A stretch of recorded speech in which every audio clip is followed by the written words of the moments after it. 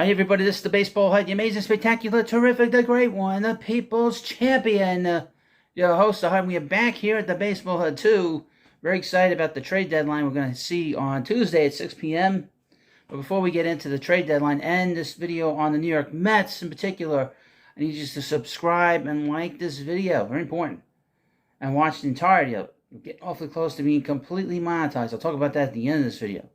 So, I'm going to read you, and as you know, the Mets are pretty much in sell mode, even though Mets GM Billy Epler said they're not a rebuild. But when you move all these veterans, it looks like a rebuild to me. I don't think that big stars are going to get moved, but all these guys on expiring contracts, as well as Brooks Raley, Adam Ottavino, and perhaps Justin Verlander. I have a video on Justin on the big channel, the Baseball Hut, very much later on, a little bit later on. Or maybe right now as I upload this video on here for you to watch. But anyway, so as you know, the Mets have two outfielders that are on the market. They are getting heavy interest.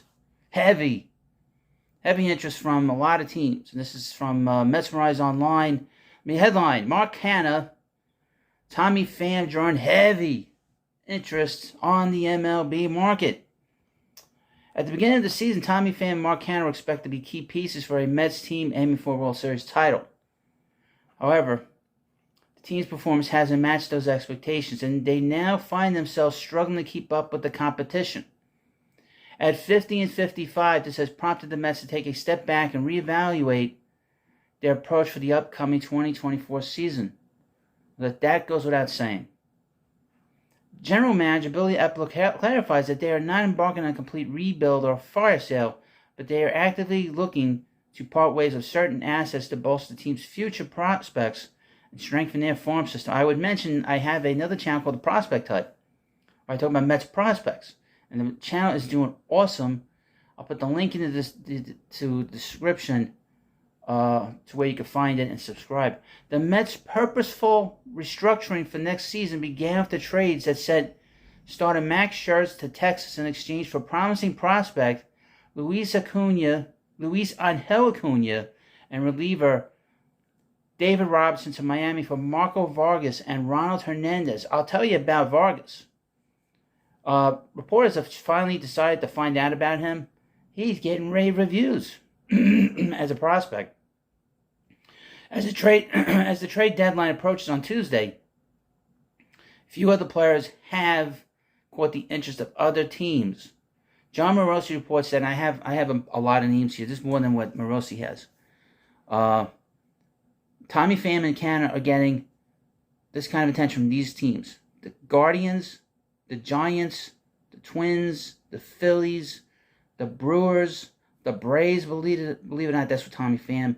Toronto, the Dodgers, the Rangers, the Astros, the Yankees. These are the teams I have seen. The Dodgers have expressed interest in acquiring one of the two Mets outfielders. The Twins are another team that is looking to add a right-handed hitting outfielder.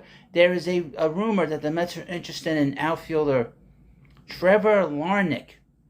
I guess he's kind of the odd man out there in Minnesota. He's 26 years old. He was considered a top prospect a few years ago, but he's had to deal with some injuries. His numbers in the majors are not that great, but I think he's a left-handed hitter. He was considered the 34th best prospect a few years ago. Prospects come and go. We'll see it, and it seems like a lot of teams are interested in him. I think there's another team. What's the other team? That team was the Padres. I would also mention with the Padres and the Cubs kind of becoming sellers, not buyers. It seems that those teams are not going to be making any big trades to get rid of the players. So that increases the value of the Met players that are on the trading block, including Pham and Canha. So, we got these two guys. Pham has played great. For a guy that was basically the 4th, 5th outfielder on this team, he got off the slow start, but once this team started falling apart and they had to shift some guys around, he got the chance to play, and he's played really well. He's played every day up until he had that injury to his groin. Now, he is a gutty player. I tell you, he's a grinder, and he's a tough guy to deal with in terms of as an opponent. So any team picking him up, you can be very happy. He will give you a good at bat every time up. Even if your team is down 10-0, he will grind it out. He's a grinder. Same thing with Mark Canha. I mentioned this about Mark Canha as a Mets fan.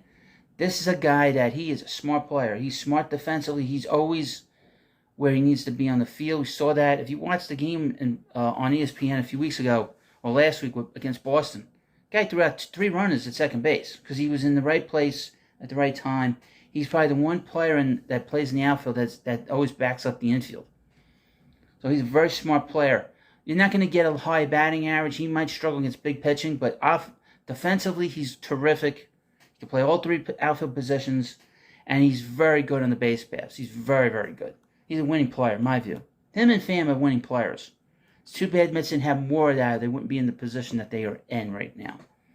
Now, what are we looking at? What kind of return? It's hard to say. The return is probably a little bit higher due to the fact that Cody Bellinger is not getting moved by the Cubs. And obviously last night, Randall Krychuk, who was a big right-handed bat, and C.J. Cron were also traded to the L.A. Angels late last night. And a trade. The Angels are all in it. They're not selling either. So we have 2 guys that are off the list, and C.J. Cron, who've been on the trading block for like 20 years. And Randall Krychuk, he got moved.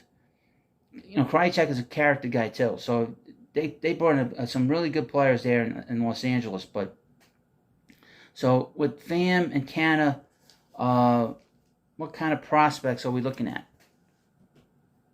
Top 30. I mean, they'd have to get like a top 20 to top 25 with these guys, I would think. Seems how they'll be helping them, but then they're basically rentals. And I mentioned, not to be mean, Tommy Pham's probably at the end of his career, although he did get eye surgery, I guess, earlier this year, and that's helped him out a lot. But anyway, before I end this video, I want to let you know that this channel is partially monetized. What does that mean? I am now able to take a super thanks. If you see certain channels that have ads onto their videos, you'll see a little heart inside, and inside that heart you have a dollar sign. If you click on that dollar sign, it's like a little donation that is like a super chat. So if you go on a live stream, there's a super chat. That's just super thanks. So if you go in and you see that, you can send me, hopefully, I would appreciate it, a donation of 99 cents to whatever it is. It would really help the channel out, get the channel off on the right foot monetarily. And I would mention we're getting awfully close to getting ads on the channel, and I'm very excited about it. My family is really looking forward to having that extra cash at the end of the month. So I thank you beforehand if you do send me a super thanks. But let me know what you think about this video, of course. Please subscribe to the Baseball Hut 2. Thanks for watching, and I'll see you later.